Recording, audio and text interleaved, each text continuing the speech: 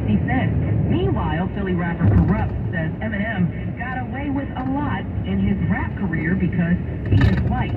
He made the comments during an interview with The Art of Dialogue.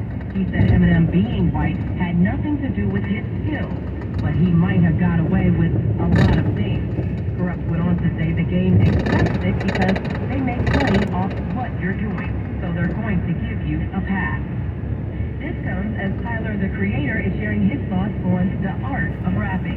On Spotify's Rap Caviar Presents, he said, rappers are good with words, good with rhythm, they know the pocket, and they hear a collection of sounds, and when they say, I know what could go over this, that takes skill. He went on to say being a rapper has been awesome, and it allows people to be creative with audio, words, and ideas. And super producer Metro Boomin is getting busy these days after dropping his solo album and teasing a new project with Future. The producer is already working on another collaborative album with J.I.D. Metro tweeted a picture of him and J.I.D. together in the studio with a caption that read, "Got a lot of new music coming." With the latest in entertainment at 17 and 47 minutes past each hour, I'm Morgan Wood on the Black Information Network. I'm Ashley Young on the Black Information Network. On March 2nd, 1955, Claudette Colvin, a 15-year-old in Montgomery, Alabama, a high school student, boarded a bus in downtown Montgomery. She and 3 other black students were told to give up their seats for a white woman. Colvin refused to give up her seat, was arrested, and eventually put on indefinite probation. Though Colvin's courageous act occurred 9 months before Rosa Parks' similar protest, the NAACP chose to use the 42-year-old civil rights activist as a public face of the Montgomery bus boycott. As they believed, an unwed mother, Colvin became pregnant when she was 16, would not be the best face for the movement. Colvin felt slighted, but later joined 3 other women, Mary Louise Smith, Aurelia Browder, and Susie McDonald, as the plaintiffs in Browder vs. Gale, the case that ultimately overturned bus segregation in Alabama. And that's a fact. For these stories and more, go to BINnews.com.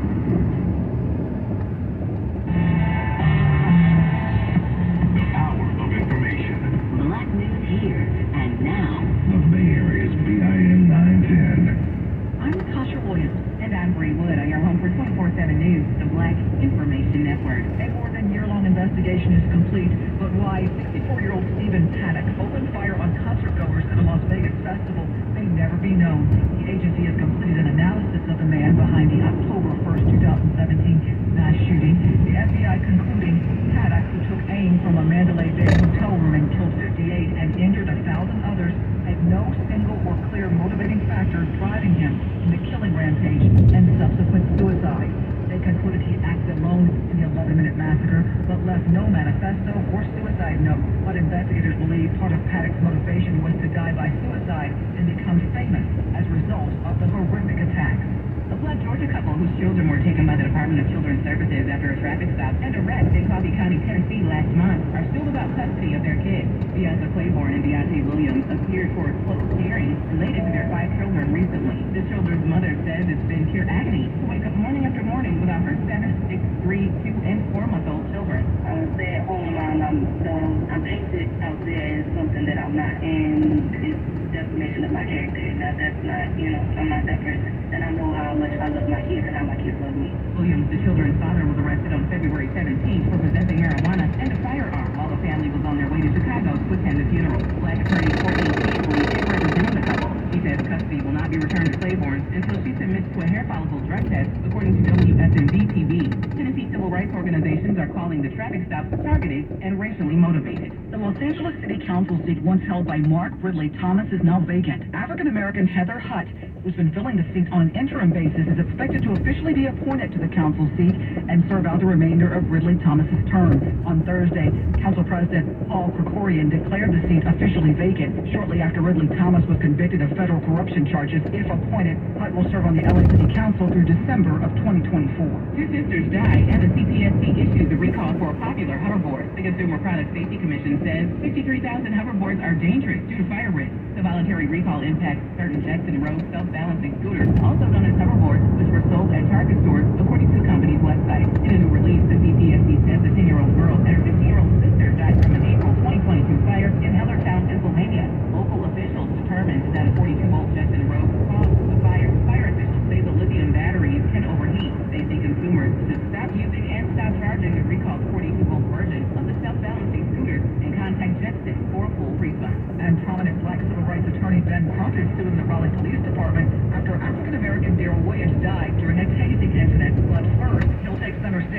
nearby HBCU, North Carolina Central's graduation. NCCU announcing that the renowned civil rights attorney Crump will be the school's keynote speaker at this year's commencement. I'm Natasha Williams, along with Bree Wood on your home for 24/7 News, the Black Information Network. If 100,000 BIN listeners were able to advance their careers or succeed in a new one, it would be one step towards building a better future for all of us. To learn more about the 100,000 Careers Initiative, visit careerbuilder.com/BIN. The power of information. Black news here and now. The Bay Area BIN 910. Your money on the Black Information Network. Have you ever heard of a REIT? R-E-I-T. It stands for Real Estate Investment Trust.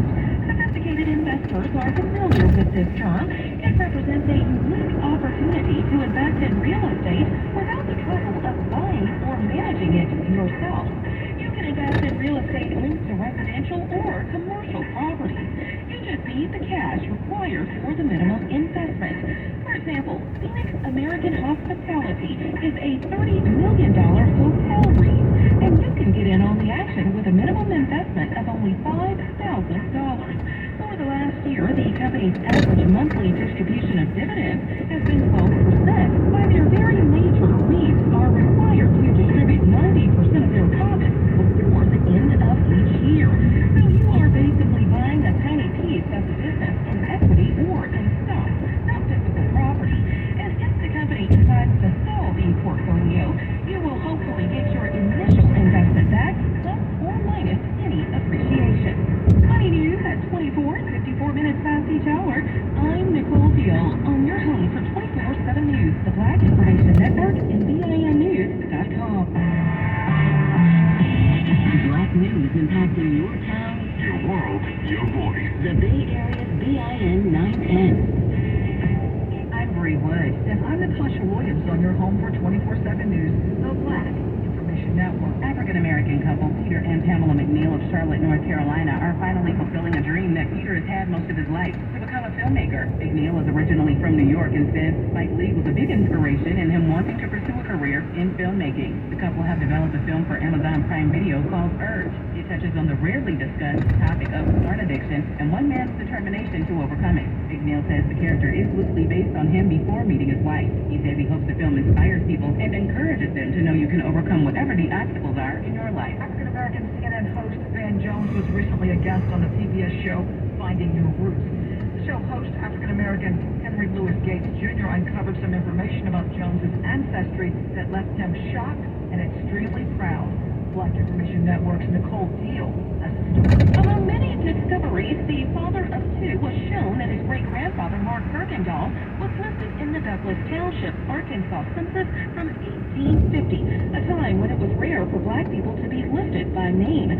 Gates revealed that Jones's family was actually free 13 years before the Emancipation Proclamation. This is due to his third great-grandfather killing one of his slave owners, allegedly in self-defense.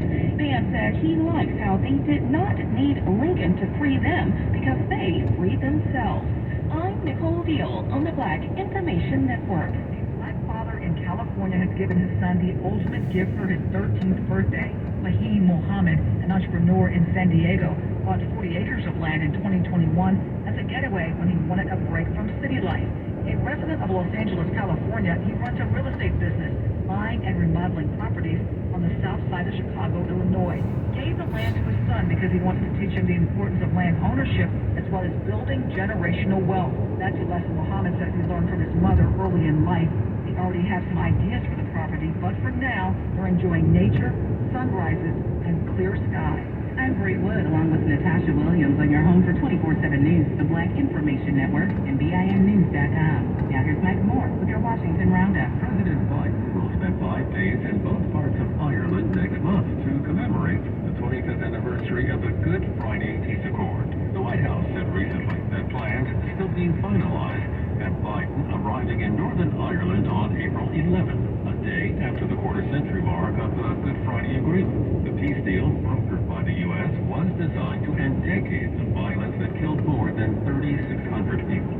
The White House has condemned Russia's detention of a Wall Street Journal reporter. African-American White House Press Secretary Karine Jean-Pierre. These espionage charges are ridiculous. The targeting of American citizens by Russian government is unacceptable. Russia's main security agency says journalist Evan Gershkovich is being held on suspicion of espionage in the interest of the American government. And that's your Washington Roundup. I'm Mike Moore from your 24/7 news source of Black Information Network and VINnews.com.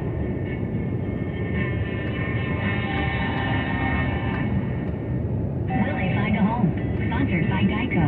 Susan has always wanted to live in a chateau. I like a certain je ne sais quoi, while Jake is more into the Cape Cod style home. It's a classic look. Compromise is tough, but these two won't have to compromise when they bundle home and car insurance with Geico. It's easy, and they could save even more. In the end, Susan and Jake found a Cape Cod style home where they will only speak French. Bonjour, je team, merci beaucoup, and cordon bleu. You'll get better with time. Bundling without compromise at Geico.com. The Bay Area's BIN 910 is powered in partnership with Direct Route and Chevy.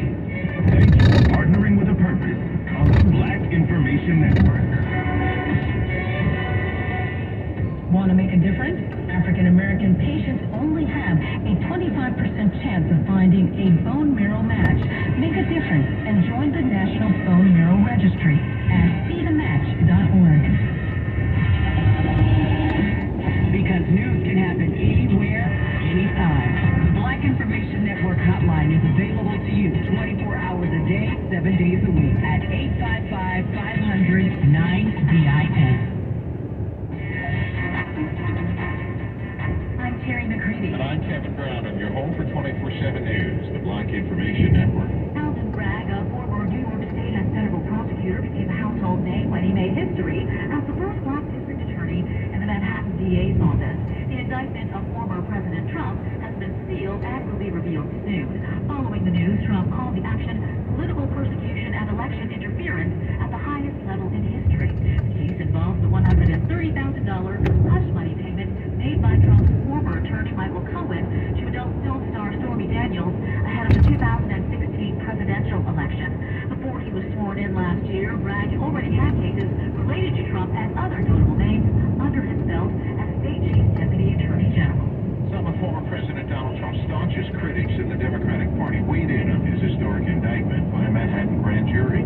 Black Representative Maxine Waters of California is the top Democrat on the House Financial Services Committee.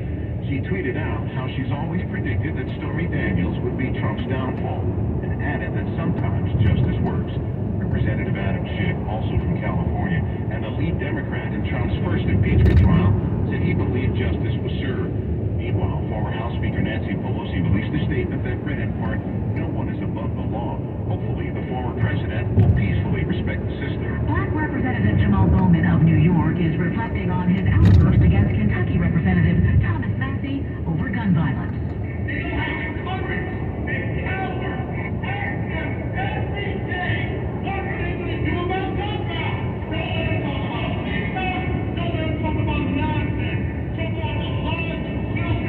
Bowman, a former middle school principal, railed against what he called a broken institution of Congress for its failure to provide a remedy for a sick society that regularly tolerates gun violence. Bowman said the entire country should be yelling and screaming and rallying for the passage of legislation to address gun trafficking and assault rifles while ushering in common sense gun control. Ugandan leader Yoweri Museveni's son says he would send troops to defend Moscow in the event of an imperialist threat. 48-year-old Mahosi Kainerugaba, considered the likely successor to 78-year-old Museveni, tweeted the West is wasting its time with its useless pro-Ukrainian propaganda, although he's known for posting controversial statements. Last year, Museveni said his only son would no longer tweet about the country's affairs. Uganda has abstained from UN votes on the Ukrainian conflict, which called on Moscow to withdraw its troops from the country. The World Bank is pledging its continued commitment to Niger. Bank President David Malpass said security and energy were indispensable for development in one of the poorest nations in the world. Niger's President Mohamed Bazoum is applauding the alliance, emphasizing the region is lagging even compared with African countries, and says the World Bank's support is in line with its priorities. Some of Niger's fiercest challenges include climate change and sustained deadly attacks by jihadist groups. I'm Terry McCready along with Kevin Brown on your home for 24/7 News, the Black Information Network.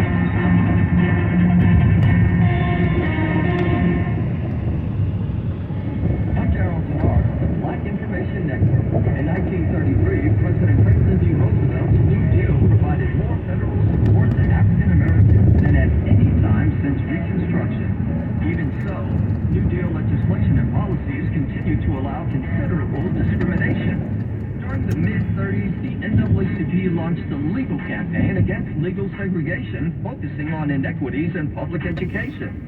By 1936, the majority of black voters had abandoned their historic allegiance to the Republican Party and joined with labor unions, farmers, progressives, and ethnic minorities in assuring President Roosevelt's landslide re-election. The election played a significant role in shifting the balance of power in the Democratic Party from its southern bloc of white conservatives toward this new coalition. And that's a fact. For these stories and more, go to BINnews.com. The power of information. Keeping you up to date on the Black Information Network.